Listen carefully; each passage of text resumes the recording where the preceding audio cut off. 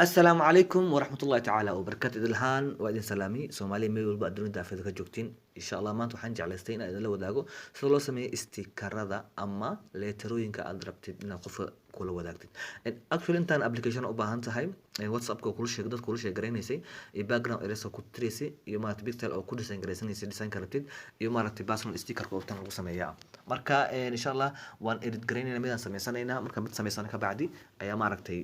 dad kula sheegaraynayna haddii possible tahay background cadaan aan geysanaynaa maybe aan wax badan ma sameyn rabo wax yar la sameyn rabaa wax yar aan sameyn rabo unba maaragtay wada wadaagayna insha Allah bidin like maybe example capital N aan ka dhiganaynaa maadaama magacayga nuux yahay intaasaan ku sameysanaynaa okay sizekan weynaysanaynaa size weyn aan ka dhiganaynaa okay sizeska markaa weynaysano sizeska waxaan weynaynaa yacni sida loo arko dhexda u keeni karno ayaan u weynaynayaa okay waxaa noogu xigo aan sameynaynaa inaan maaragtay color ka bedelno color madow tiq aan ka dhigano okay inaan maaragtay frontiga iska bedelno frontical ka dhigano sida u aragno iyo waxaa kaloo maybe intaan muhiim noo ah intaan aan marka ka dhigano insha Allah bidin like intaan soo baranayna sana save ku dhahayna insha Allah bidin like marka waxaa muhiim noo ah anaga in just edit garayna u baarabna oo maaragtay sticker ahaan u isticmaalno okay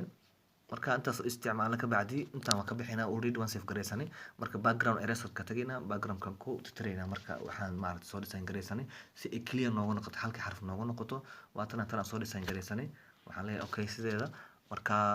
background eraser wuxuu ku fududay dhaqsi wax walba ku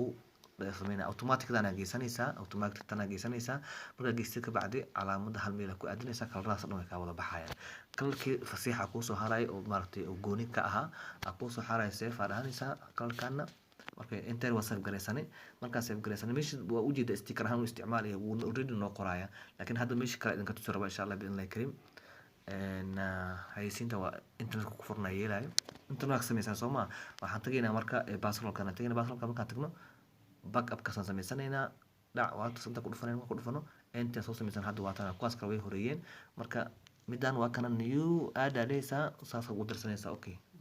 saxda saaranaysa ma salaam kugu jirtaa marka example waan ku fiirinaynaa marka inay noo soo gashay in kale okay aniga la isku soo diraayo sticker ka tagaysa marka tagtid calaamadii aan sameystaa tagaysa okay mujida new xaqana isoo qoreen soo mujidid new waa kan dhag ka taawanaya waa isku diraya saas ku sameysatay marka intaas ayaan jeclaystay inaan idin wadaago assalamu alaykum waraxmatullahi ta'ala wa barakaatuh